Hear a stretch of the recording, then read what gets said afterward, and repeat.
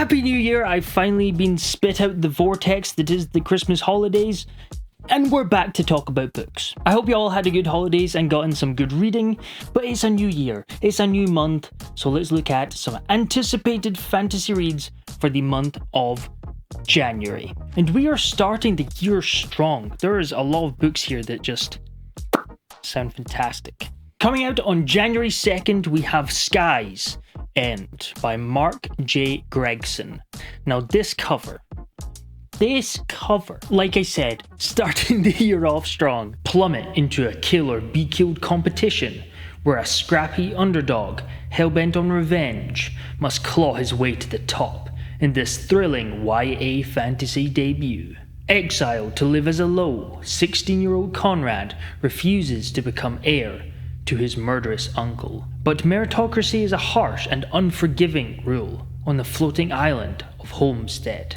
And when his ailing mother is killed by a monstrous gargantuans, Conrad cuts a deal to save the only family he has left. To rescue his sister from his uncle's clutches, Conrad must enter the selection of the 12 trades. Hunter, the deadliest of all the trades, gains a fresh recruit with Conrad. Now he must endure vigorous training, manipulative peers, and the gauntlet. A brutal final test that yields riches and status to whichever skyship crew kills the most gargantuans. Forced to serve in the lowest of the stations and unseen by all, Conrad overhears whispers of rebellion in the dark. Conrad had never known anything existed below the toxic black clouds of the Skylands until now. I'm not a big YA reader, but anything that is compared to Attack on Titan and has a cover like that, there's a lot of familiar tropes in there, but this sounds like it'll be a very unique world and setting. It's certainly one I will be keeping my eye on. Okay, I'm getting the laptop over for this one. Coming out on January 2nd, we have Dark Star Burning, Ash Falls White. This is the sequel to Song of Silver, Flame Like Night. I included book 1 last year on the new releases video, so I feel like I need to add the sequel to it. However, these titles are so hard to remember. I'm always interested in seeing books that take inspiration from cultures and mythologies we don't get to see often in the fantasy space. So ancient China, with the folklore and mythologies from that, sounds really interesting.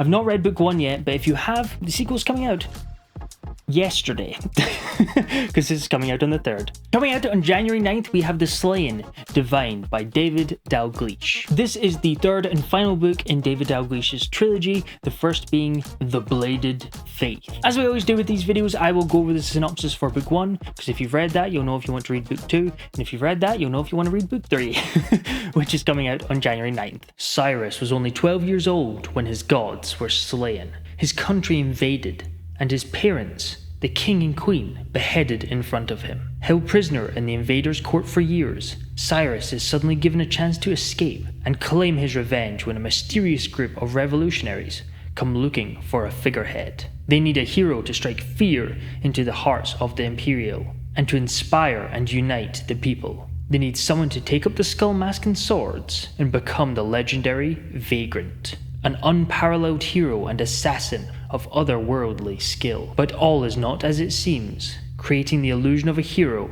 is the work of many, and Cyrus will soon discover the true price of his vengeance. These stories that is about a hero, but it's about the people behind the hero and what makes a hero not just what you hear in legend, is some of my favourite tropes and setups in fantasy. So this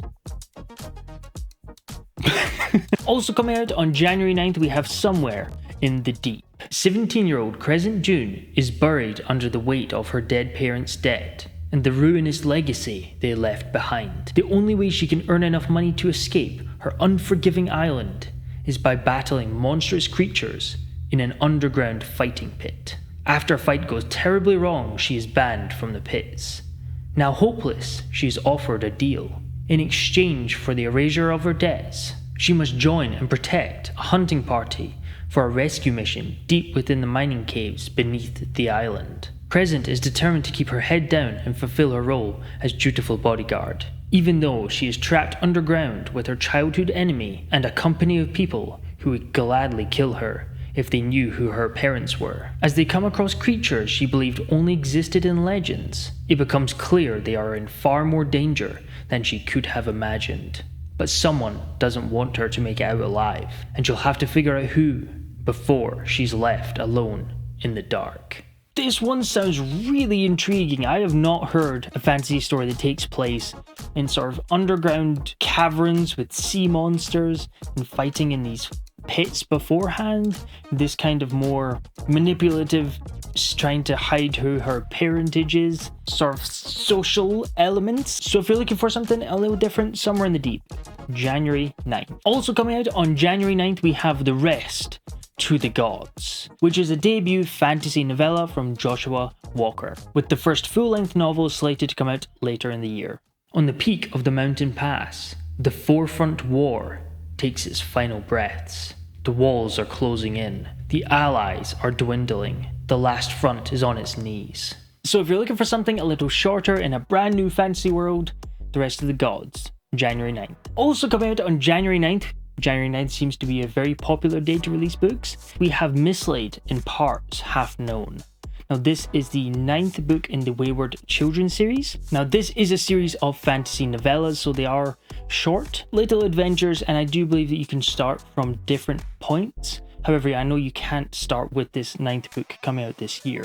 It is an urban portal fantasy following these children that go into these portals, into these magical realms, and go on adventures. It is a Hugo and Nebula award-winning series, and I know that Murphy Napier really likes it, so perhaps if you're looking for some more novellas, this might be a good series to check out. And finally, we have the first dragon book of 2024, So Let Them Burn.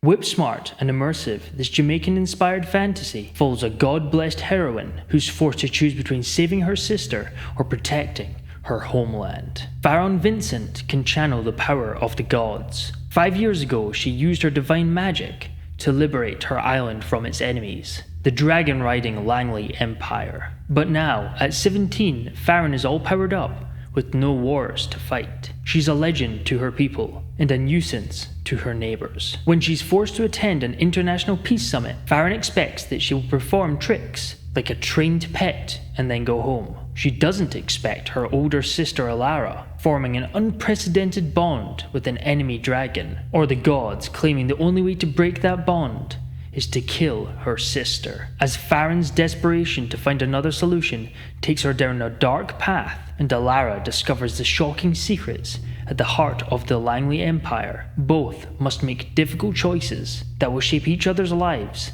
as well as the fate of their world. Dragons, Jamaican inspired, beautiful cover. This one immediately piqued my interest, and it really is such an eye-catching cover, and it even has a dragon on it.